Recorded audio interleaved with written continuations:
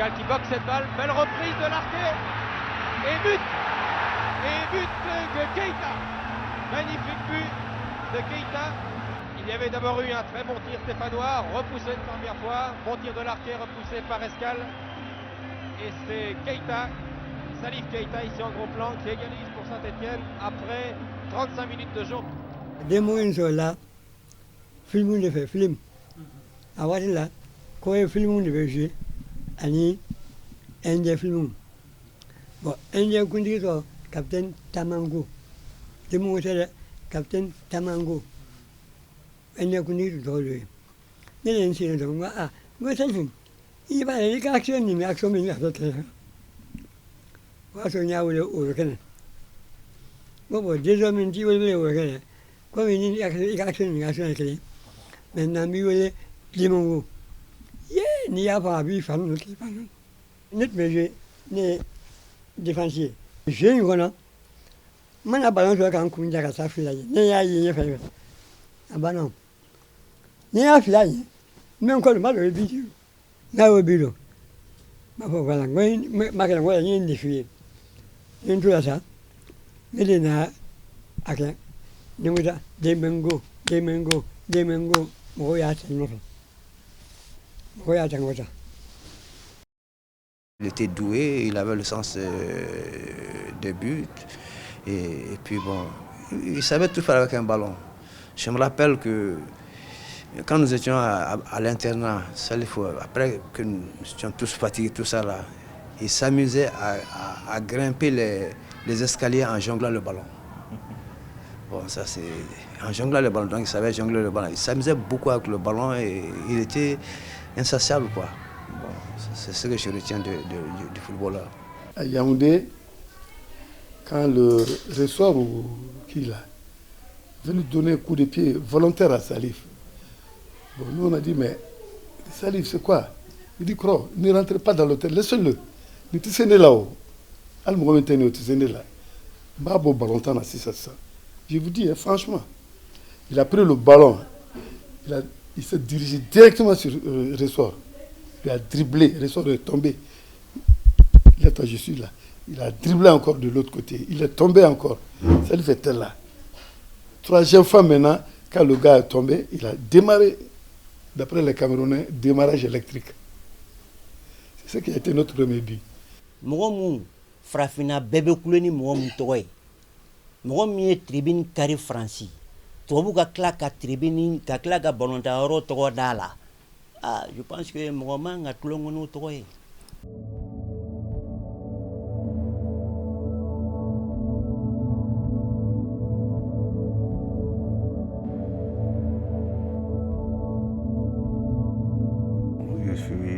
Je m'appelle Salif Keita.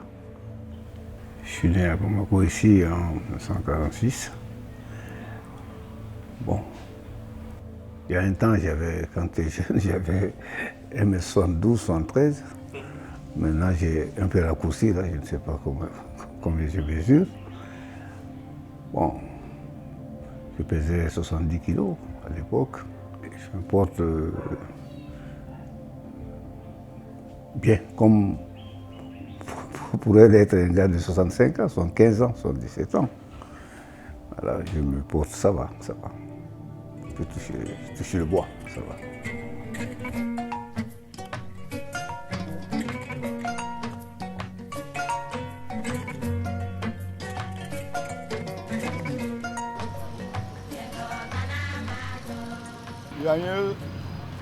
Je suis renseigné d'ailleurs, mais il y a un démon qui est dans le monde.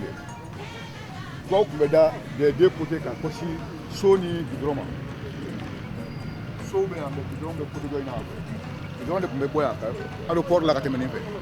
Va voir ma bouffe. Il y a un flot. Il y a il doit aller. La seule vie bandant. Ah, Kéani, va bandant Békéani. Ah, Damler. Il m'a élevé qui drone. Bidron, boire là, aéroport là, quand même.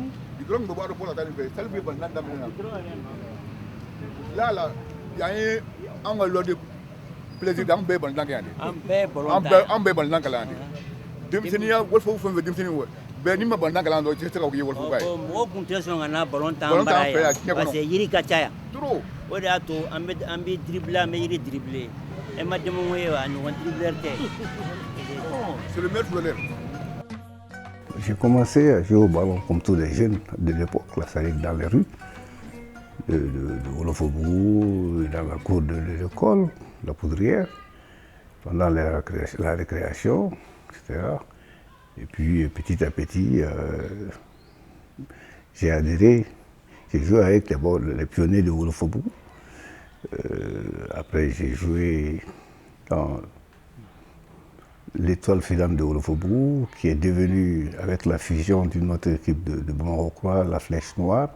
Donc cette équipe est devenue le Mamaya. Et ainsi, on est parti à la compétition des pionniers après. Et c'est à partir de là maintenant que j'ai un peu explosé, quoi.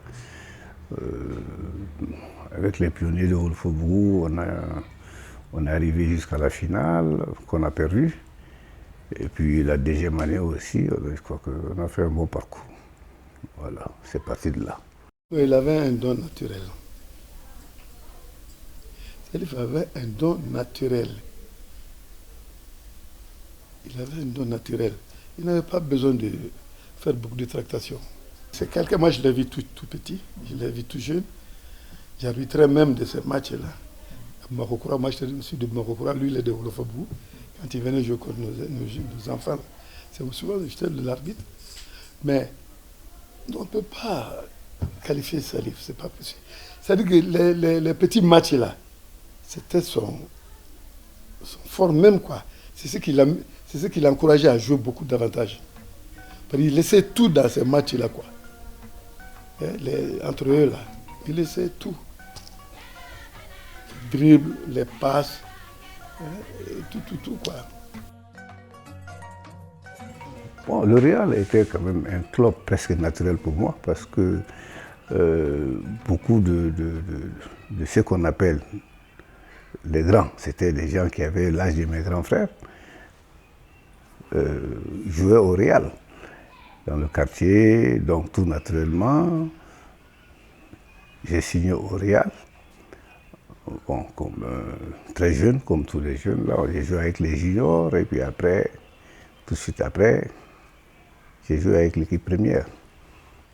Et j'ai eu bien sûr l'appui de mes grands frères, de tous mes aînés qui m'ont donné beaucoup de conseils et qui m'ont beaucoup aidé. Et c'est ainsi que je me suis retrouvé même en équipe nationale alors que je n'y espérais pas. Et voilà.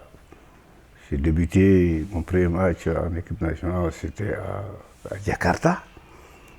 On était à Jakarta, bon, après, mais ce que les gens ont considéré comme mon premier match officiel était à Abidjan. J'étais parti comme remplaçant. Bon, après, en cours de match, je suis rentré. J'ai eu la chance de marquer un but.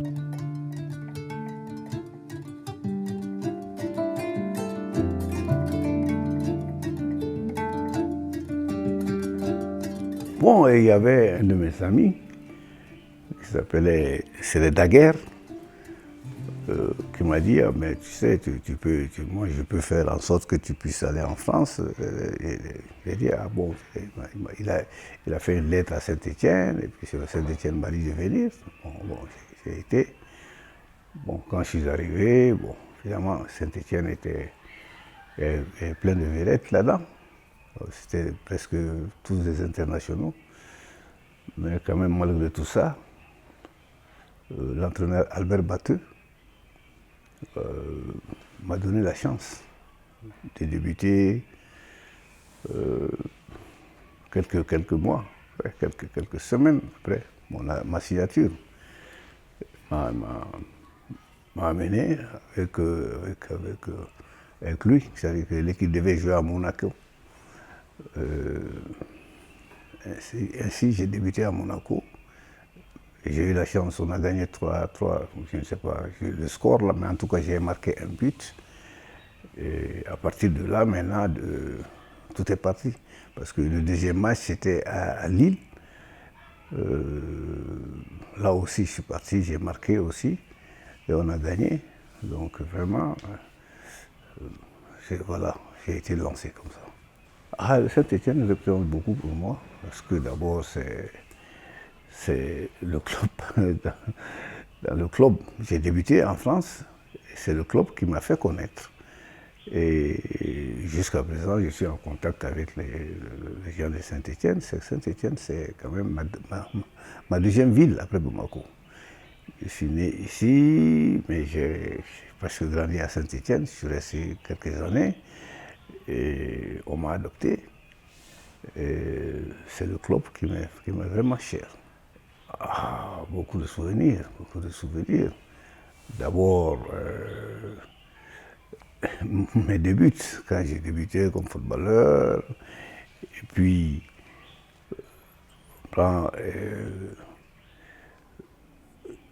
l'adhésion, par exemple, des supporters de Saint-Étienne à mon égard. Ils m'ont beaucoup aimé, ils m'ont beaucoup aidé, ils m'ont beaucoup supporté. Et on a gagné beaucoup de matchs, on a gagné beaucoup de compétitions. On a été champion. Quelquefois, bon, on a gagné aussi une ou deux Coupes de France. Et vraiment, Saint-Étienne, le public était vraiment bien avec moi. Et c'est pour cela que Saint-Étienne est quelque chose de très cher pour moi.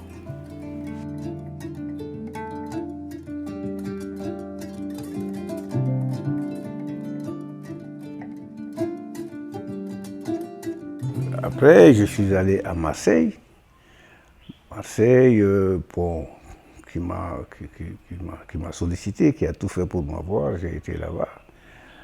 Bon, j'ai bien débuté, puisque le premier match que j'ai fait à Marseille, on l'a fait contre Saint-Étienne, que nous avons battu, et moi j'avais marqué 2 buts.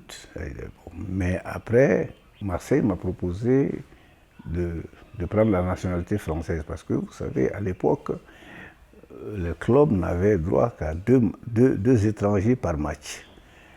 Bon, Marseille, quand il est allé me chercher, savait qu'ils avaient 2 étrangers en la personne de Skoblar et de Magnusson. Donc, en me faisant signer, il fallait que l'un de nous 3 reste sur le banc. Ne soit même pas sur le banc, ne soit pas sur la liste. Bon. Donc un jour, ils sont venus me demander, ils m'ont dit, est-ce que vous pouvez changer de nationalité, parce que, bon, ceci, c'est ça. J'ai dit, ah non, il n'en est pas question, parce que moi, quand vous êtes allé me chercher, vous saviez que j'étais malien, alors il fallait que soit Skoblar, soit Magnusson, soit même un des 2 reste quoi, un des 3 reste. Bon, après, ça a été beaucoup d'histoire pour moi, parce que Magnusson était celui qui devait rester sur la touche. Bon, c'est quelqu'un qui était sympathique pour le public, que le public aimait beaucoup. Bon, après chaque match, moi j'avais des problèmes. Même si tu marques 10 buts, bon, il y avait des supporters de Magnusson qui étaient restés. Magnusson était resté plusieurs années, donc il avait ses supporters, ça se comprend bien. C'est quelqu'un qui était très adroit, qui jouait bien au ballon, mais bon, c'est lui qui devait rester sur la touche. Bon, les gens n'ont pas aimé, il y avait mes supporters, il y avait... Donc, à partir de là, j'avais signé pour 3 ans, j'ai fait quelques mois, après je leur ai dit que je préférais partir. Bon, à l'époque, ce n'était pas acceptable pour moi parce que j'étais déjà quelqu'un de très connu, très aimé en Afrique. Bon, il était difficile pour moi d'être l'un des premiers footballeurs connus, footballeurs africains connus, de changer de nationalité. Ça allait ouvrir la porte à beaucoup de choses. Bon, je ne voulais pas être celui-là. C'est pour ça que je leur ai dit que vraiment, j'aimais la France, j'aimais tout, mais ça ne me convenait pas. Alors donc, Valence a appris ça. Di Stefano est venu me chercher. Di Stefano était l'entraîneur de Valence. Bon, ils m'ont contacté. Et puis, ils sont venus me chercher en avion spécial. Je suis allé à Valence, où je suis resté 3 ans. Et après Valence, je suis allé au Sporting de Lisbonne, où je suis resté encore 3 ans. Et puis après, j'ai été à Boston, au New England Teamen, où je suis resté quelques années. Ah ouais.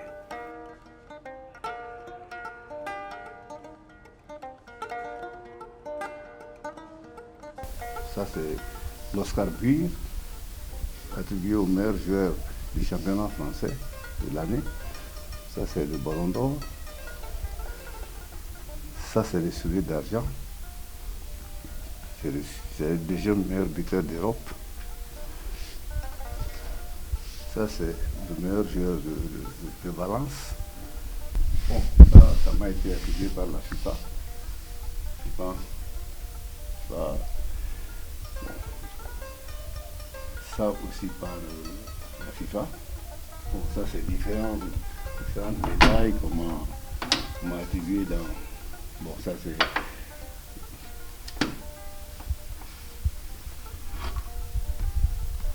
Ça, c'est la Légion d'honneur du Mali.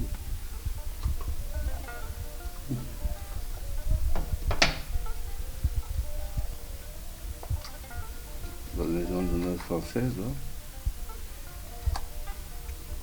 Je suis un peu fier de tous ces trophées parce que ce n'était pas des cadeaux. Tous ces trophées représentent quelque chose pour moi et récompensent un certain effort. Donc, que ce soit les titres les plus élevés, les trophées les moins élevés, moi je les approuve. Je suis très fier de tous ces trophées. Je suis vraiment très fier parce que ça récompense des efforts que je fais à un certain moment. Peut-être particulièrement du Ballon d'Or, non? Bon, Ballon d'Or, il y a aussi le soulier d'argent. Le soulier d'argent quand même qui est, tu comprends, j'ai été deuxième buteur d'Europe. Vous savez, en marquant 42 buts. Ce n'est pas peu. Je pense que ça, c'est... Bon, les Africains, tout le monde, partout dans le monde, les gens parlent de Ballon d'Or, mais moi, marquer 42 buts dans une saison en France, c'est quand même quelque chose aussi. Je suis fier aussi autant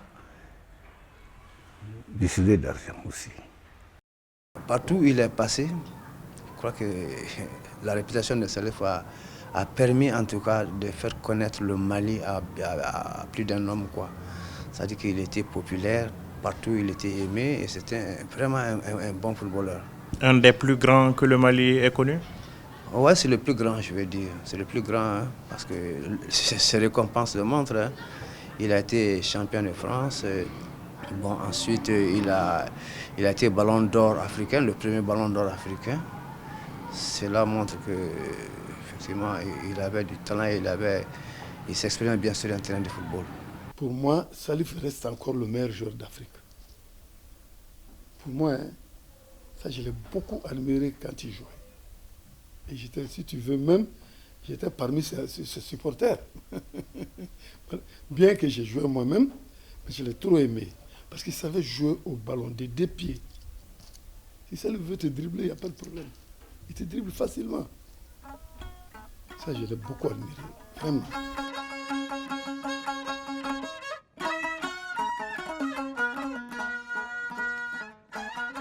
Un très bon souvenir. Il n'est pas donné à n'importe qui de jouer contre Pelé.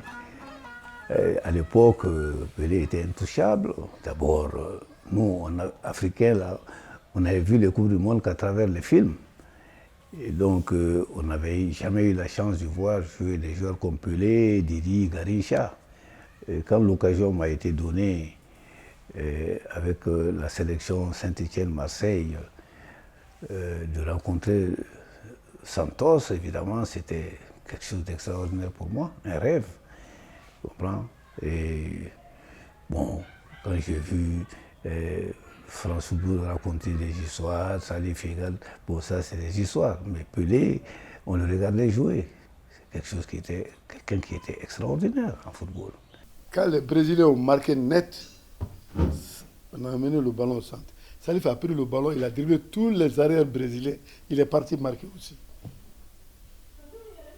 Alors là, Pelé est venu, il lui a demandé, d'où viens-tu? Il dit Mali. Pelé dit, Mali se trouve où? Expliquer. Ils n'ont pas pu comprendre comment en Afrique chez nous, il peut y avoir un génie comme ça. Ça les a vraiment surpris. Mais moi j'étais à Abidjan encore à l'époque. Pelé était... Évidemment, il y a eu maintenant, après, avec la télévision, bon, on voit mieux Ronaldo, Messi, etc. Bon, mais Pelé a été quand même un grand footballeur, le meilleur du monde, qui a gagné des Coupes du Monde, qui a marqué des buts extraordinaires, qui avait beaucoup de qualités à l'époque. Évidemment, tout le monde ne pouvait pas voir ça parce que le football n'était pas mondialisé. Or maintenant, bon, quoi qu'on dise aussi, cela dit, je dis que Ronaldo, Messi aussi sont des footballeurs extraordinaires, c'est deux grands footballeurs. Et il y en a eu d'autres. Il y a eu Cruyff qui a été très grand footballeur, il y a eu d'autres aussi qui ont été très bons. Et le football, à chaque période, a eu ses vedettes. On ne peut pas les comparer tous. Donc chaque vedette a sa période, chaque vedette fait son temps. Bon, quand je vois les gens comparer des joueurs qui sont d'époques différentes, c'est très difficile. Je ne peux pas dire Ronaldo est meilleur que Pelé, ou même si que Ronaldo est meilleur que Messi. Tous les deux sont bons, ils sont très bons, c'est les meilleurs footballeurs au monde aujourd'hui. Il est très difficile de faire des comparaisons entre les joueurs qui jouent dans des équipes différentes.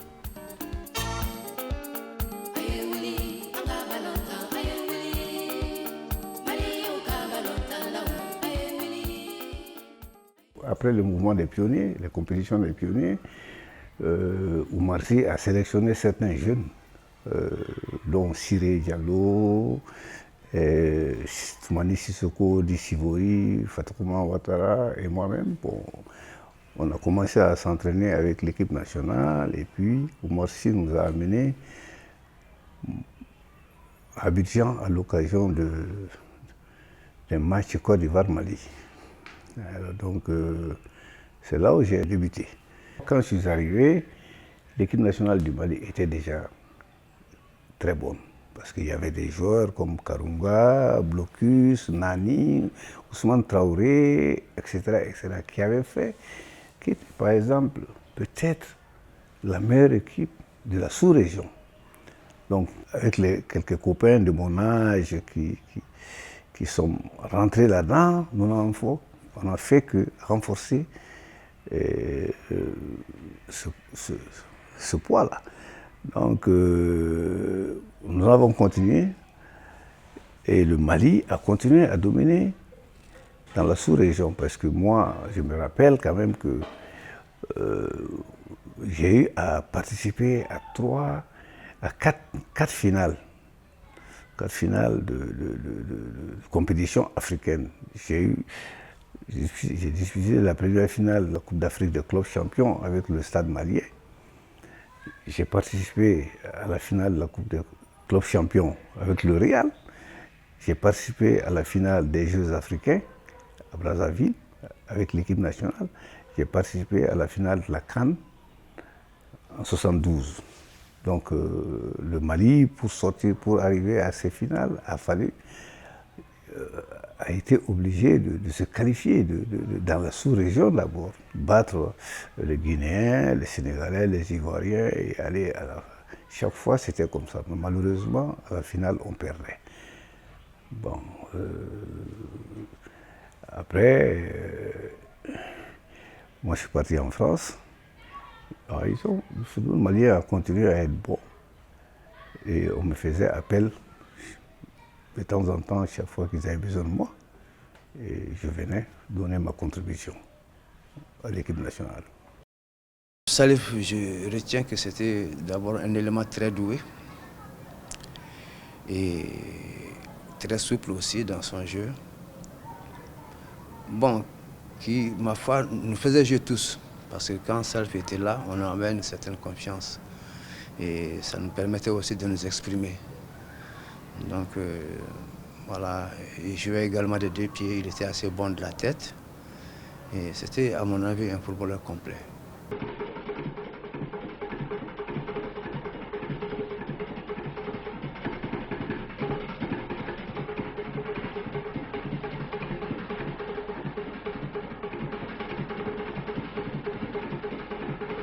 On n'avait pas beaucoup de chance quand on arrivait en finale.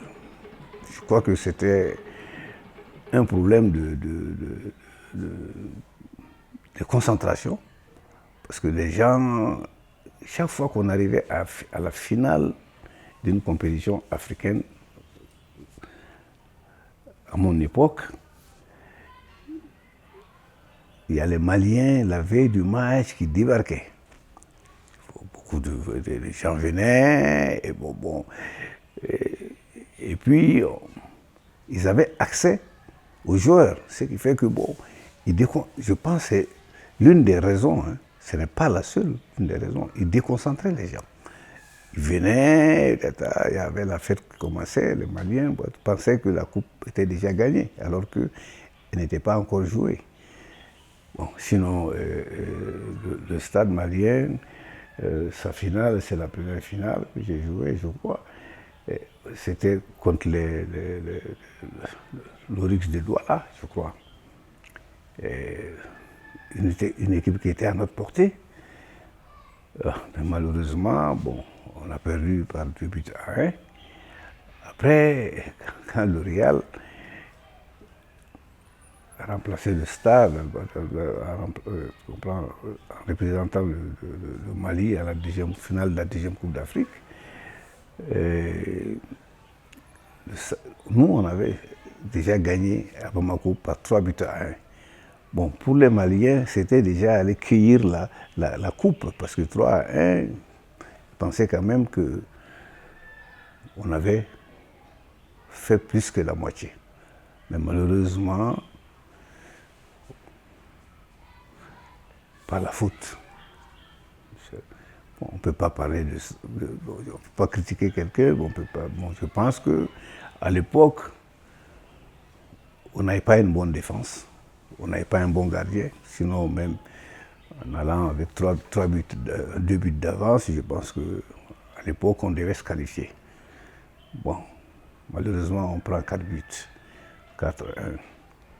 Et puis, pour ce qui concerne le final de l'équipe nationale, à Brazzaville, pendant les Jeux africains, on a fait un parcours extraordinaire aussi. On arrivait à la finale.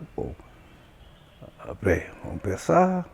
Et avec toujours la même équipe nationale, on va à Yaoundé en 72. Donc, là aussi, on s'était qualifié. Peut-être difficilement un peu, mais quand même on était qualifiés et on était favoris. Pour la finale, malheureusement, il y avait beaucoup de blessés quand on y est arrivé, dont moi-même. Et évidemment, la coupe, on l'a perdue. Voilà. Les Maliens parlent beaucoup de Yaoundé 72 quand même. Qu'est-ce que vous retenez quand même de Yaoundé 72 ? C'est la faillite d'une équipe qui était normalement favori de cette compétition. On ne peut pas expliquer comment cela a pu arriver parce qu'on avait une équipe qui était très forte. On avait une très bonne équipe et moi, au bout de 15-20 minutes, moi, j'étais sorti par le tacle. Mais l'équipe n'avait pas besoin de moi pour gagner. Et c'est bien comporté, mais malheureusement, là aussi, on a perdu un match qu'on aurait pu gagner. Bon, ça a été quelque chose qui m'a fait très très mal. Toutes ces défaites-là m'ont fait beaucoup mal. Et c'est avec beaucoup de peine que je reviens sur ça là, parce que je pense qu'à l'époque, on avait les moyens de gagner toutes ces compétitions. Parce que nous, on ne gagnait pas seulement à Bamako, on gagnait aussi à l'extérieur. On est allé à un moment donné, le Real, on est allé mettre 4 buts à l'Orix de Douala, on est allé mettre 3 buts à l'ACK. Bon, tout ça aux adversaires sur leur terrain, Conakry, Bamako, Dakar, Abidjan. Mais malheureusement, quand on arrivait en finale, on perdait. Bon, il faut comprendre que on n'était pas fait pour gagner une compétition africaine. Yaoundé a été certainement la plus grande déception que j'ai pu avoir en football. Mais je pense que j'ai été déçu aussi quand j'ai perdu la finale de la première Coupe d'Afrique des clubs champions avec le Stade, la deuxième avec le Real. La troisième compétition a été moins importante, c'était les Jeux africains, mais quand même, il fallait avoir la médaille d'or et on avait les moyens de l'avoir. On ne l'a pas eu. Bon, ça, il faut croire que ça, les dieux du football n'étaient pas à l'époque. C'est ma conviction. Si Salif avait été en pleine possession de sa forme contre le Congo-Brazzaville, je crois qu'il n'y avait pas match. Bon, il est vrai que qu'à cela ne tienne, on a dominé le Congo-Brazzaville, on a eu des occasions de but. Bon, c'est ce que le sort voulait, je crois. Sinon, Salif, quand vous avez un coéquipier comme Salif, si vous le perdez ou s'il ne joue pas, vraiment c'est un gros handicap.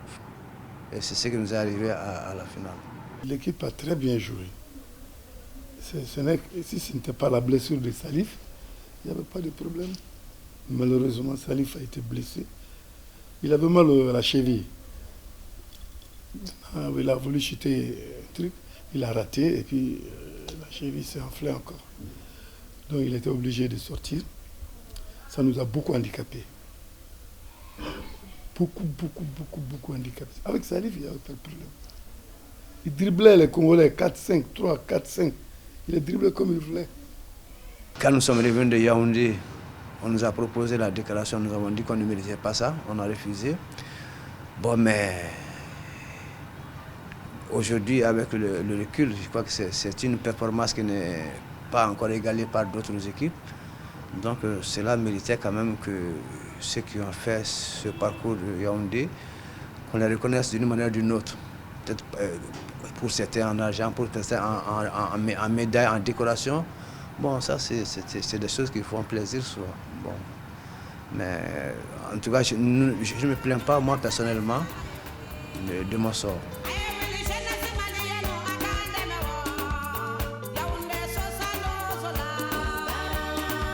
Après Yaoundé, le football malien est tombé pendant beaucoup d'années. Et c'était devenu problématique de se qualifier même pour les phases finales. Bon, qu'est-ce qu'il fallait faire à l'époque? Je crois qu'il fallait refaire la politique sportive, la politique de l'équipe nationale, la politique du football même. Et cela me gêne de parler de moi-même, mais moi j'ai décidé d'arriver à la formation des jeunes. J'ai créé le centre Salif Keita et j'ai formé pendant quelques années des jeunes. Et ce sont ces jeunes, Sédou, Chifo, Gila, etc., qui ont relancé encore le football malien à partir de la CAN, parce qu'ils ont commencé à la CAN de Bamako, et puis progressivement, ils sont comportés d'une manière extraordinaire partout. Ils ont relancé le football malien. en se qualifiant régulièrement pendant... Voilà, parce que c'était d'abord pour gagner une coupe. J'avais toujours dit que pour gagner une compétition, il fallait s'habituer à voir la culture de la compétition. C'est-à-dire aller en phase finale plusieurs fois. Et c'était l'objectif que je m'étais donné. Donc, on avait réussi à le faire pendant un certain temps, ce qui faisait que le Mali était qualifié régulièrement à chaque Coupe d'Afrique des Nations.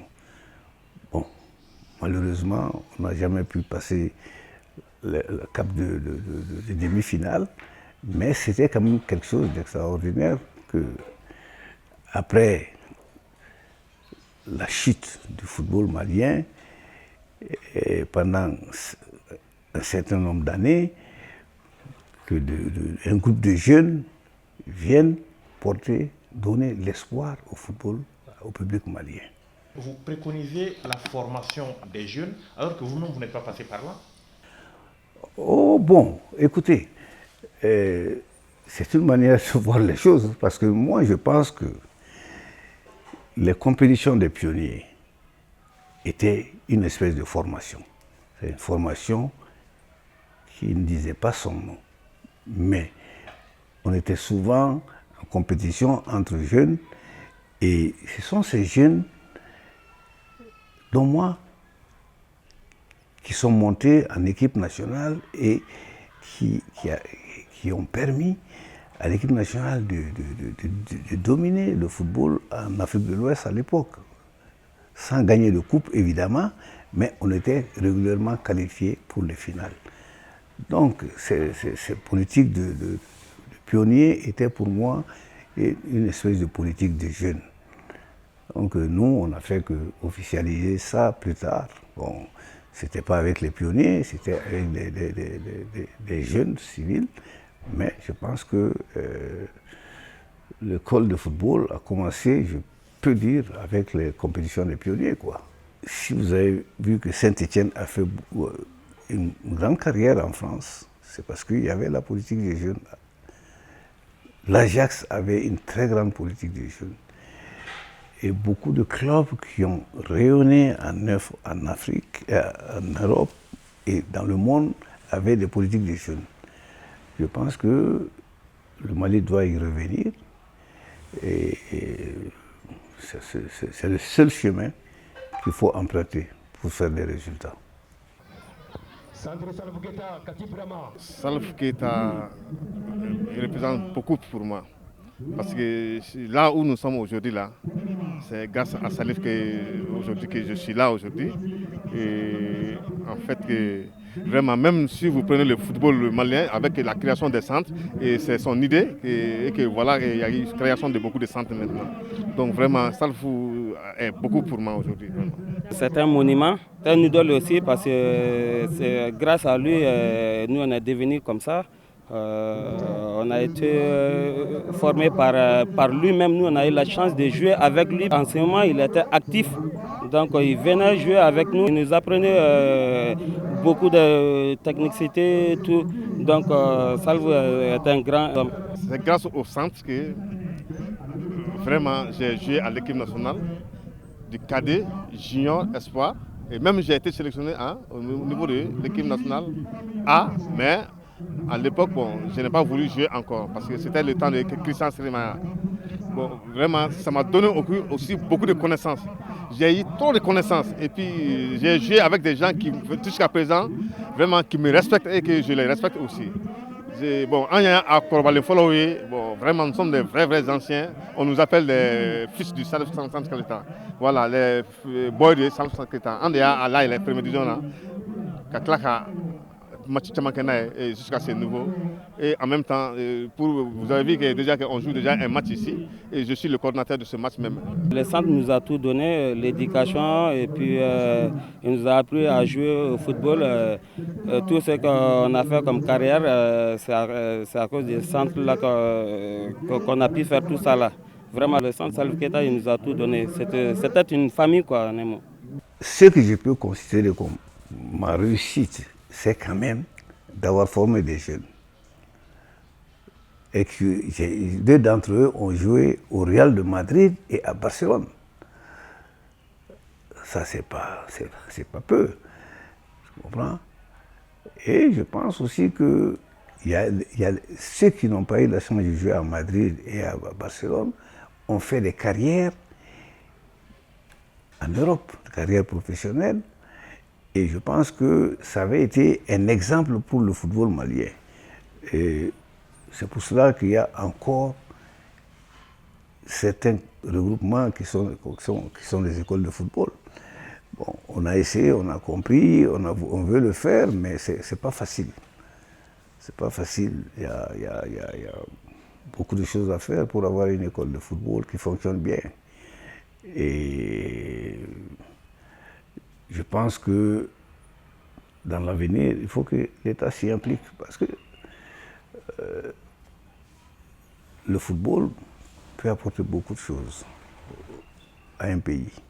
Vous avez vu l'histoire du Brésil, vous avez vu même l'équipe de France quand ils ont gagné leur compétition, quand ils ont commencé à gagner leur compétition internationale, a eu beaucoup de répercussions sur la jeunesse française. Je pense que bon, il faut aussi s'organiser pour avoir des résultats sportifs.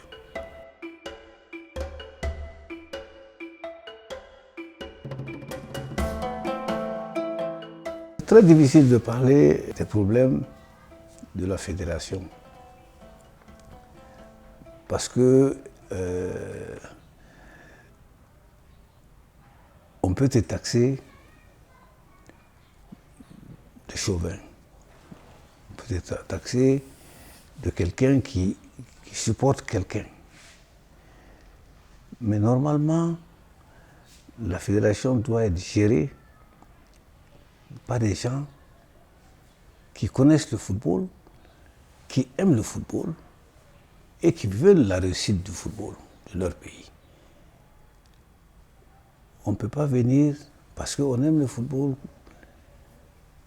parce qu'on est dirigeant d'un club, on doit pouvoir gérer la fédération.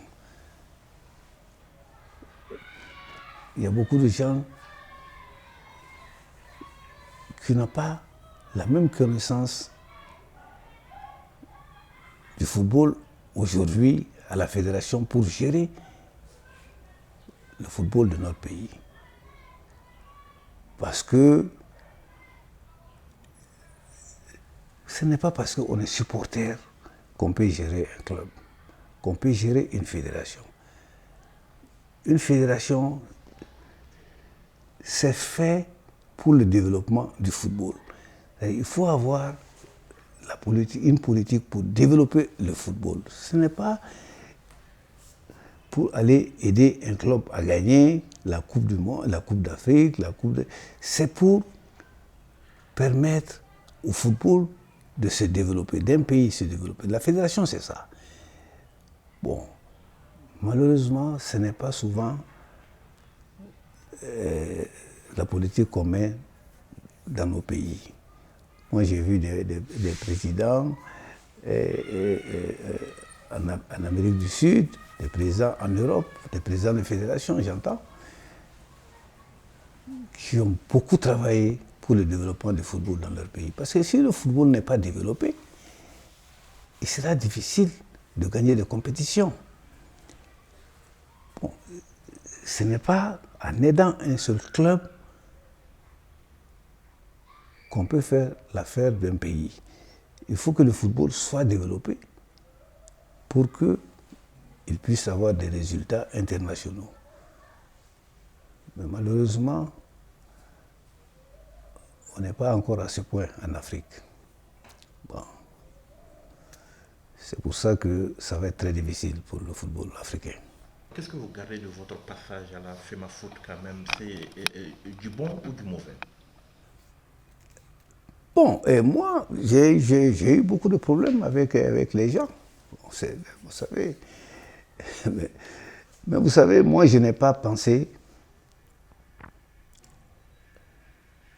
à un seul club. Je n'ai pas pensé favoriser un club. Moi, vous savez, quand vous regardez moi, avant d'arriver à la fédération déjà, moi j'ai demandé au président Alpha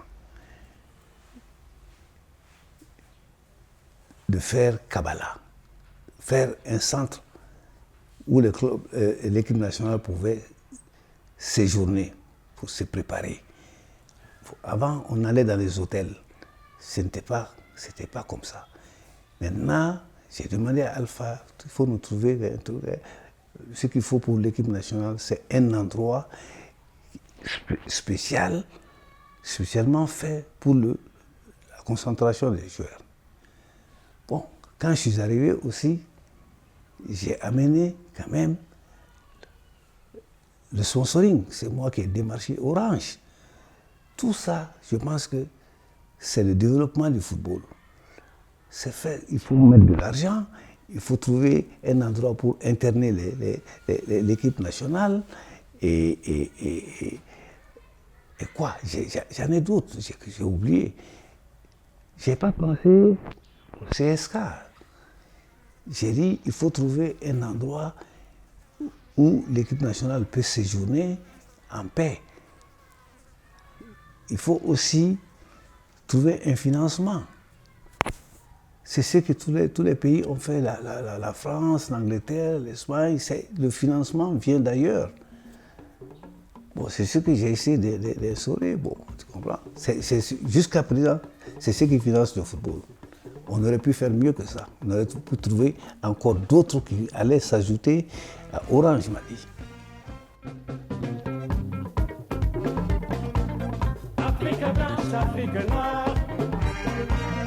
Il est très difficile pour les pays africains de jouer, de concurrencer vraiment les grands pays du football, parce que le football n'est pas professionnel chez nous. C'est très amateur. Et pour être professionnel, il faut toujours partir à l'étranger. Il n'y a pas beaucoup de joueurs africains. En tout cas, il n'y a pas beaucoup de joueurs d'un pays qui peuvent se retrouver en Europe. Donc, pour avoir une formation au niveau mondial. Et donc, il y a quelques-uns, quelques Africains qui brillent en France, en Italie, en Espagne, Portugal, etc., en Angleterre, mais ils sont peu pour leur pays. C'est-à-dire que quand il faut former une équipe nationale, il faut s'appuyer sur les joueurs locaux qui sont nombreux. Maintenant, par conséquent, il faudra que le professionnalisme soit imposé, pas imposé, il faut que les gens adoptent le professionnalisme. Mais pour cela, il faut qu'ils fassent aussi la concurrence au point de vue salaire, tu comprends, au football européen, ce qui est un peu difficile, compte tenu des moyens des Africains. Mais je pense que, comme il y a beaucoup d'Africains qui sont devenus professionnels en Europe, l'Afrique aura sa chance aussi. Je crois que dans quelques années, l'Afrique peut être parmi les meilleurs continents du football. Ce n'est pas l'instance mondiale qui va régler le football chez nous. C'est nous qui devons organiser notre football. C'est nous qui devons travailler pour que notre football soit meilleur. On ne peut pas demander à l'ONU d'aider les pays africains à être meilleurs économiquement. C'est-à-dire qu'il faut que les pays africains sachent qu'il y a des chemins à prendre pour avoir des résultats sportifs. C'est-à-dire que notamment la formation, notamment le fait de mettre un peu hors de l'insécurité matérielle les joueurs. Parce qu'il faut que les joueurs sachent aussi que en jouant au football, ils peuvent nourrir leur famille. C'est ça aussi. Autrement dit, il faut que le professionnalisme soit beaucoup plus sérieux ici.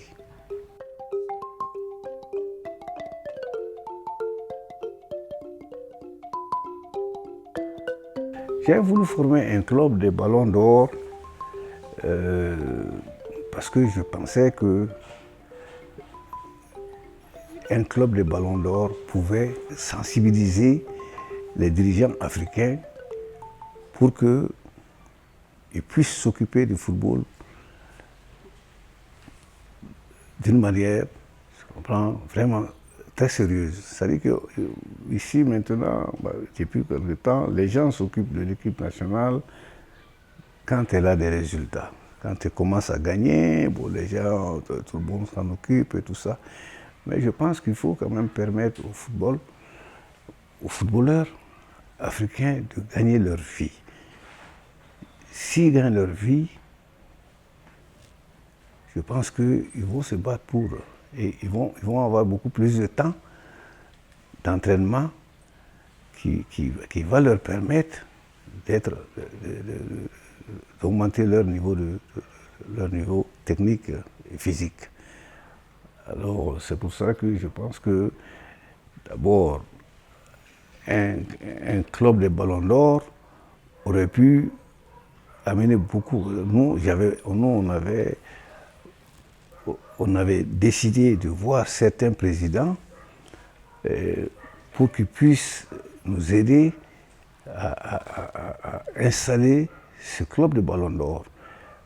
Parce que, vous savez, quand le football a beaucoup marché en Europe, il y avait les Beckenbauer, les Platini, c'était des anciens joueurs qui étaient devenus les dirigeants de club.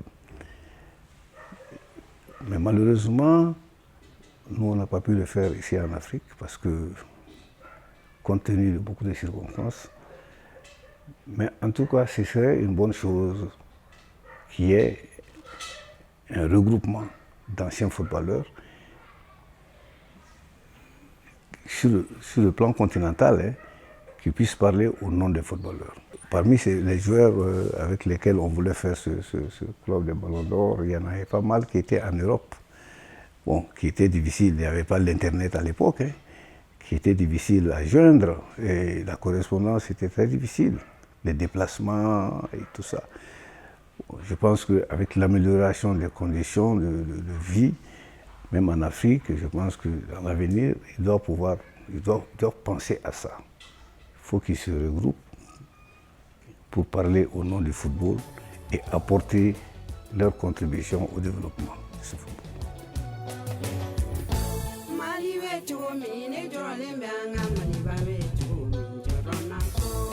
Le Mali est effectivement dans une situation terrible parce que c'est un échec pour les hommes politiques. Pas que les hommes politiques, parce qu'il n'y a pas que les hommes politiques qui ont géré le Mali, parce qu'il y a les militaires aussi qui ont eu à gérer. C'est-à-dire que tous les gens qui ont géré le Mali, il y en a qui avaient vraiment la volonté de faire partir le Mali. Mais il y en a pas mal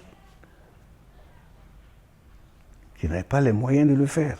Vous savez, moyens intellectuels, moyens d'organisation. Et en tout cas, moi, mon souhait, c'est quand même que les dirigeants du Mali essaient de penser au Mali, qu'au Mali. Parce qu'ils disent tous qu'ils pensent au Mali. Ce n'est pas pour moi le cas pour tout le monde. Et je me rappelle, je reviens toujours au football, quand nous on était jeunes, en Afrique de l'Ouest, on battait tout le monde. On battait les Guinéens chez eux, pas à Bamako seulement, on battait les Sénégalais ici, on battait les Ivoiriens ici, on battait tout le monde. On était, chaque fois qu'il y avait une compétition, dans la sous-région, nous on sortait, on s'est qualifiés. Bon, maintenant le football est tombé, et tout est tombé au Mali. Et je pense que les jeunes d'aujourd'hui n'ont pas eu la chance de connaître ce moment-là. Et je pense que bon, il m'est très difficile d'exprimer tout ce que je veux, Je ne peux pas dire tout ce que je vais dire parce que c'est quelque chose de... Mais tous les gens qui parlent aujourd'hui au Mali savent que ça ne va pas. Et tout le monde le dit, mais ça ne s'améliore pas. Chaque fois, on descend plus bas qu'on l'était pendant la présidente. Bon, c'est comment? Bon. Moi, en tout cas, je suis vraiment désolé de la situation dans laquelle on vit depuis quelques années. Quand une entreprise ne marche pas, souvent, c'est la gestion qu'on accuse. Hein. On est en démocratie maintenant, on choisit nos dirigeants. Quand certains ont dit que l'Afrique n'était pas prête pour ça, là. Il y a beaucoup de gens, même moi-même, j'avais gueulé tout ça, là. Mais malheureusement, c'est vrai quand même.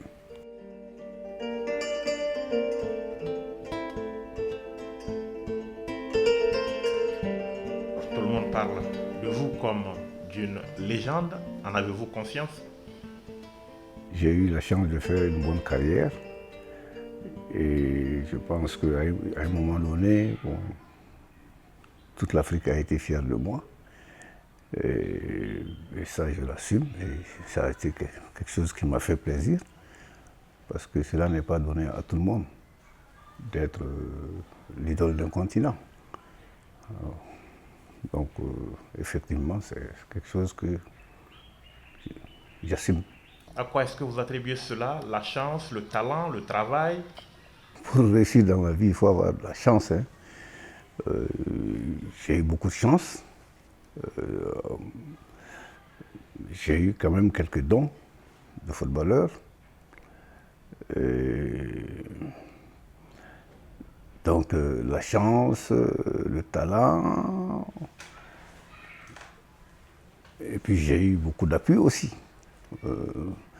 D'abord de mes partenaires, ici d'abord à Bamako quand j'étais pionnier, avec le Real aussi, puis avec Saint-Étienne et les autres clubs dans lesquels j'ai joué. J'ai eu à bénéficier de leur contribution, quoi.